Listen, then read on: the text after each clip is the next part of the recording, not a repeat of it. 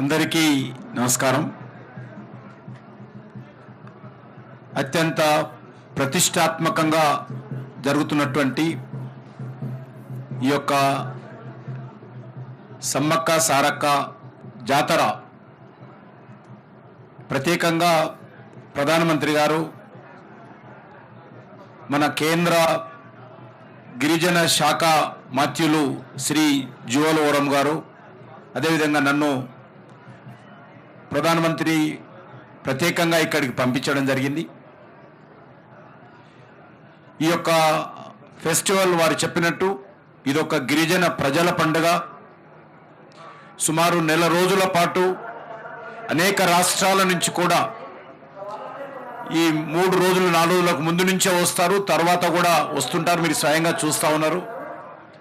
అద్భుతమైనటువంటి ఈ పండుగ.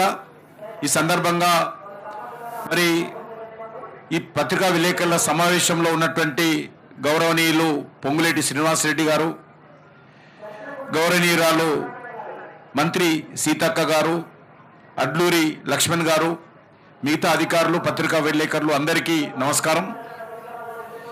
ఈ ప్రాంత అభివృద్ధి కోసము మరి రాష్ట్ర కేంద్ర ప్రభుత్వాలు కూడా కలిసికట్టుగా ఈ ప్రాంతాన్ని అభివృద్ధి చేసుకోవాల్సినటువంటి అవసరం ఉంది. అదే ఉద్దేశంతో మరి ఇక్కడ టూరిజం డిపార్ట్మెంట్ కూడా ములుగు, లక్కవరము, మేడవరము, తాడ్వాయి, దావరవాయి, మల్లూరు, బొగతా వాటర్ ఫాల్స్ లాంటి ఈ ప్రాంతాల్లో అభివృద్ధి కోసం కూడా కేంద్ర ప్రభుత్వము మరి ఇంతకుముందే 80 కోట్ల రూపాయలు కేటాయించడం జరిగింది. అదేవిధంగా ఇక్కడ సమ్మక్క సారక్క కేంద్రీయ విశ్వవిద్యాలయం 890 కోట్ల రూపాయలతో అత్యంత ప్రతిష్టాత్మకంగా యూనివర్సిటీ రాబోతుంది. ఇప్పటికే రాష్ట్ర ప్రభుత్వం దానికి సంబంధించినటువంటి భూమిని మరి యూనివర్సిటీకి హ్యాండ్ ఓవర్ చేశారు. దాని కాంపౌండ్ వాల్ నిర్మాణం కూడా జరుగుతూ ఉంది. దానికి బిల్డింగ్స్ డిజైన్స్ అంతా ప్లానింగ్ పూర్తయిపోతే ప్రధానమంత్రి గారి చేతుల మీదుగా సమ్మక్క సారక్క కేంద్రీయ గిరిజన విశ్వవిద్యాలయాన్ని త్వరలోనే ఇక్కడ భూమి పూజ చేసుకుంటామనే విషయాన్ని ఈ సందర్భంగా మనవి చేస్తా ఉన్నాను.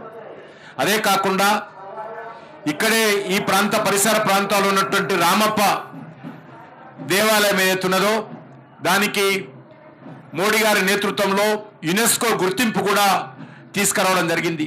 మన ఉభయ తెలుగు రాష్ట్రాలలో మొట్టమొదటి కట్టడానికి ఇంతవరకు 2 రాష్ట్రాల్లో స్వాతంత్రం వచ్చినప్పటి నుంచి కూడా ఏ ఒక్కదానికి యునెస్కో గుర్తింపు రాలేదు. మొట్టమొదటి గుర్తింపు మోడీ గారి నేతృత్వంలో మన ఈ ప్రాంతంలో ఉన్నటువంటి రామప్ప దేవాలయానికి రావడం జరిగింది. ఆల్మోస్ట్ టోటల్గా 140 కోట్ల రూపాయలు ఈరోజు రామప్ప దేవాలయ అభివృద్ధి కోసము ఆ పరిసర ప్రాంతాల్లో వచ్చేటువంటి పర్యాటకుల యొక్క మరి సౌకర్యాలు మెరుగుపరచడం కోసము కేంద్ర ప్రభుత్వము ఖర్చు పెడతా ఉంది.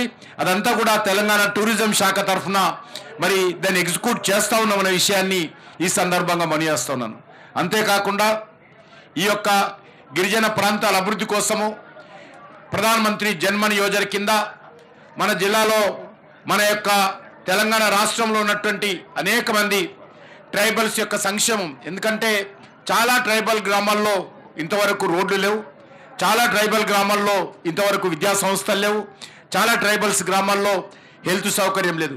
వాటన్నిటినీ గుర్తించి ప్రత్యేక కార్యాచరణ ప్రణాళిక కింద మరి 20,000 ఆదివాసీ గ్రామాలను దేశవ్యాప్తంగా అభివృద్ధి చేస్తూ ఉన్నాం. 24,000 కోట్ల రూపాయలతో మన రాష్ట్రంలో కూడా అచ్చంపేటలో, వికారాబాద్లో, ఆదిలాబాద్లో ఈ ప్రాంతాల్లో కూడా రాష్ట్ర ప్రభుత్వం ఏదైతే ఐడెంటిఫై చేసి ఇచ్చిందో ఆ గ్రామాలను ప్రధానమంత్రి జన్మన్ యోజన కింద కూడా మరి డెవలప్మెంట్ చేస్తూ ఉన్నామనే విషయాన్ని ఈ సందర్భంగా మనయేస్తూ 17, 23 ఏకలవ్య పాఠశాలలు కూడా తెలంగాణలో సుమారు 500 కోట్లతోటి వాటిని కూడా అభివృద్ధి చేస్తూ ఉన్నాం.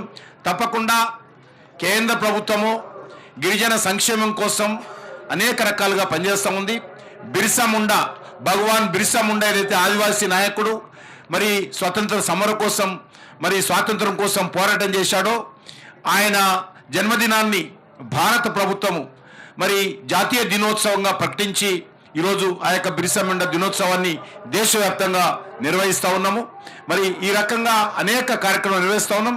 ఈ సంవత్సరము రాష్ట్ర ప్రభుత్వం కూడా ఇక్కడ నూతన కట్టడాలు ఏర్పాటు చేసి మరి ఈ ప్రాంతాన్ని అభివృద్ధి చేయడం కోసం కూడా కృషి చేయడము నేను రాష్ట్ర ప్రభుత్వాన్ని కూడా అభినందిస్తూ ఉన్నాను.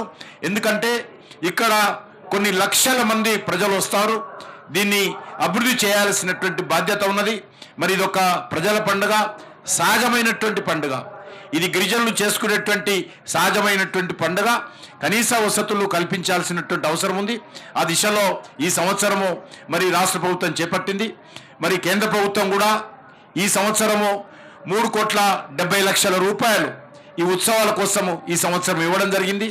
మరి తప్పకుండా రానున్న రోజుల్లో మరి ఒకసారి ట్రైబల్ యూనివర్సిటీ ఇక్కడ వచ్చినట్లయితే మరి సుమారు 890 కోట్లతోటి సమ్మక్క సారక్క గిరిజన విశ్వవిద్యాలయం వచ్చినట్లయితే ఈ ప్రాంతంలో ఉన్నటువంటి ఈ యొక్క చుట్టుపక్కల ప్రాంతాలకు గిరిజన ప్రజలకు కావచ్చు అనేక రకాల విద్యా అవకాశాలు మెరుగుపడతాయి.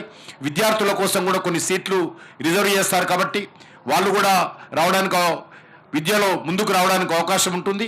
దాంతోపాటు ఇక్కడ ఉపాధి అవకాశాలు కూడా మెరుగుపడతాయి.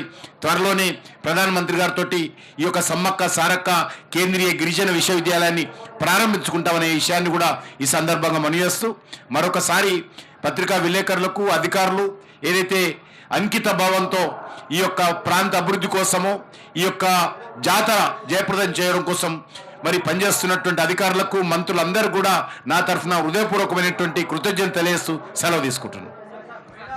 ఇప్పుడు